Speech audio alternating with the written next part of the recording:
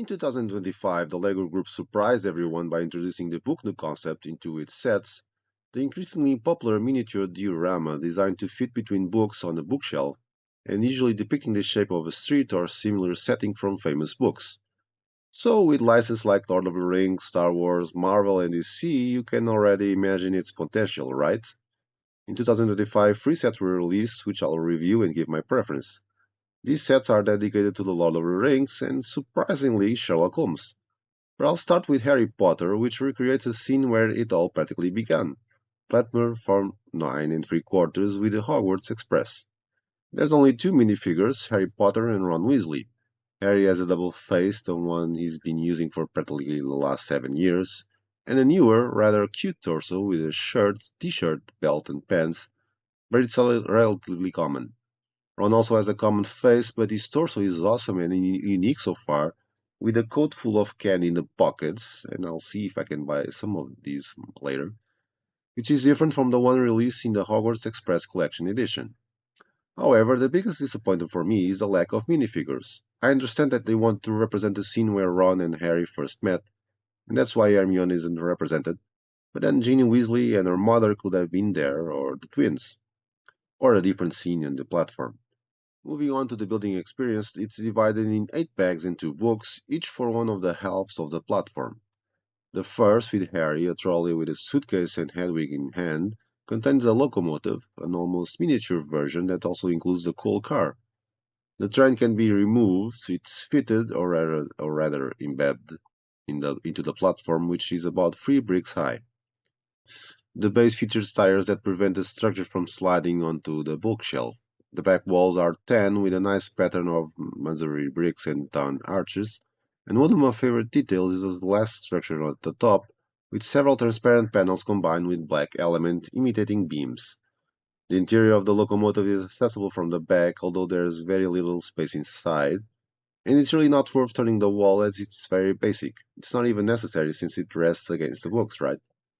Despite being mini, I really like the details of the locomotive, especially the front and the small clouds of smoke that came out of it.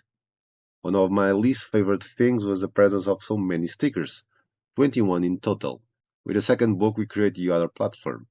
Ron also brings a cart with 2 suitcases and with scabbers on top of them.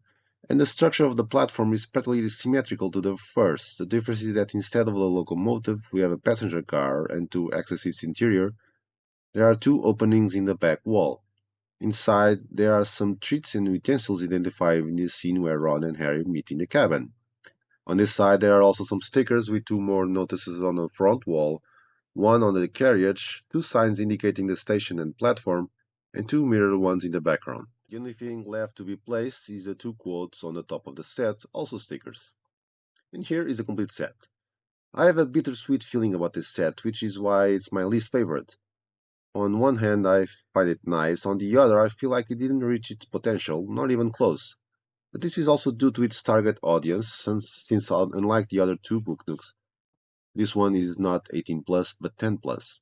However, beyond the detail, it has some peculiarities that distinguish it and even allow it to stand out from the others, as this one allows it to be a bookend, and for me it makes more sense like this.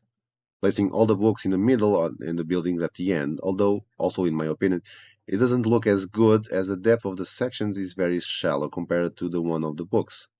As for the build, I like the glass roof and the train's facade, and I love the effect of the mirrored stickers, although it's quite difficult to take photos of them. The stickers are indeed one of my least favorite aspects, and there are so many and one of the sheets even right folded, and I was a bit disappointed with the lack of minifigures, as well as the price, which seems a bit steep, 840 elements for 100 euros.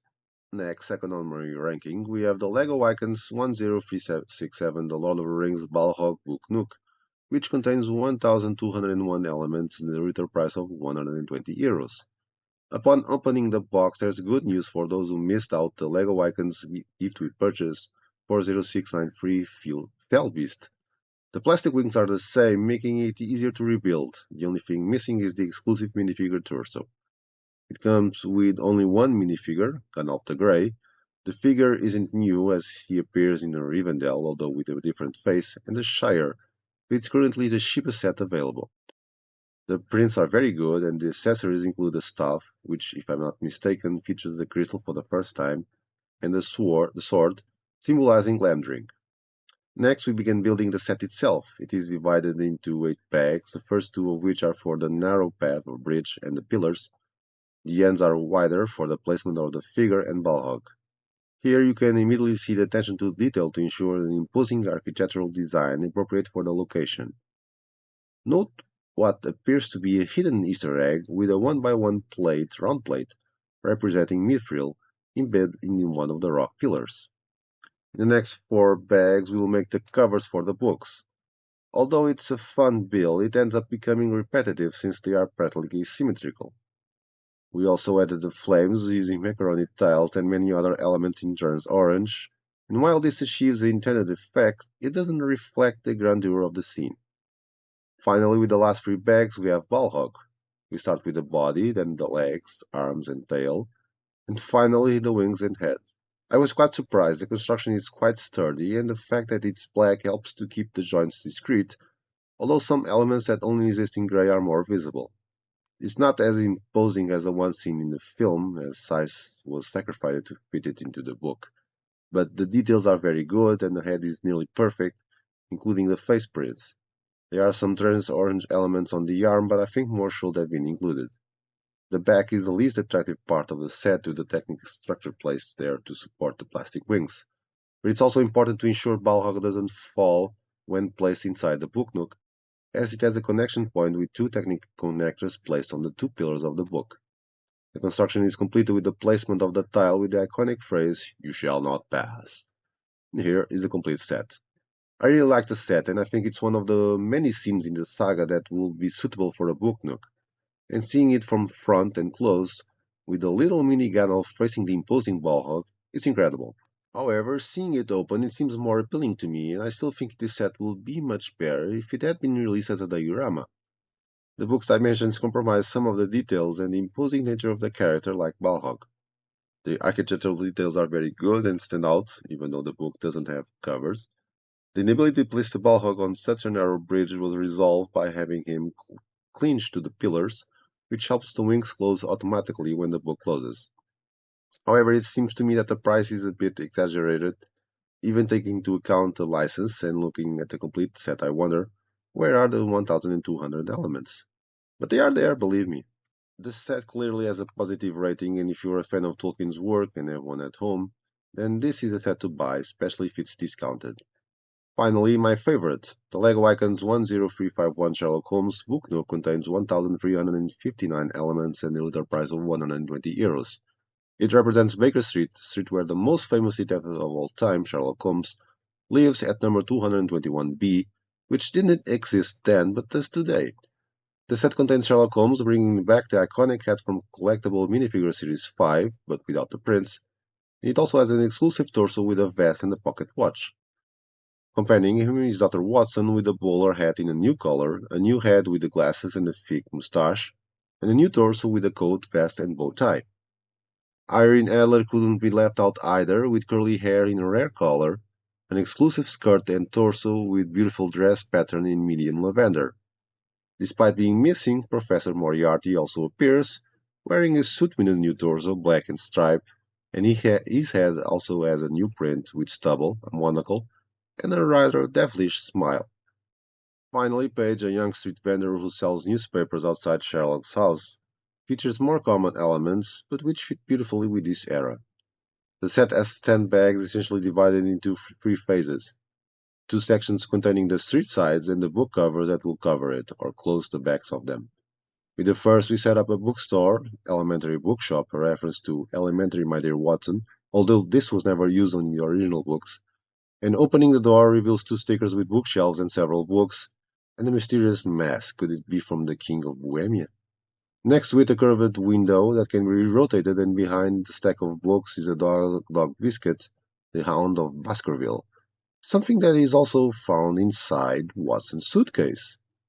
I wonder if, Well, the ground floor is reddish brown, while the upper floor is dark tan and features a huge window with a mysterious silhouette in the corner, a reference to the book The Adventure of the Empty House.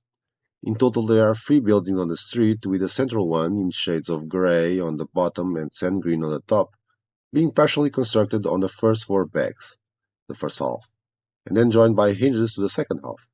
Here we also find Sherlock's house with a white ground floor, including some masonry bricks in that color and a black door, a rare color, with a sticker attached to give it a more vintage feel. Upon opening it, another sticker appears with a shelf and a coat rack featuring some iconic elements of the character.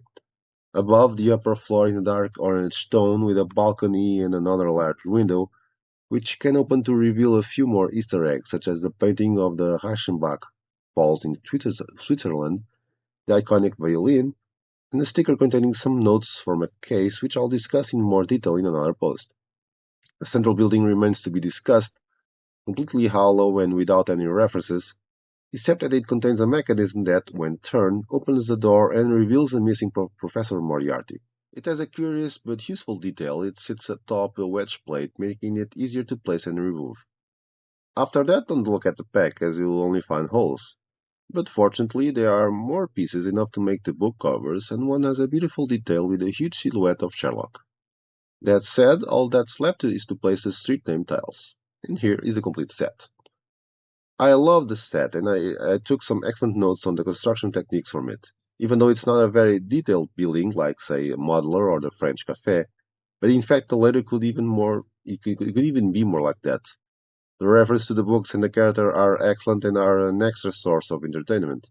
The mechanisms are a nice addition that gives the set more playability. It has excellent elements and the assortment of minifigures is good, although I would prefer to see a selection related to something more recent like the movies or the TV series. The price seems a bit high to me, but that could also be due to the complicated issues surrounding the author's rights, many disputes.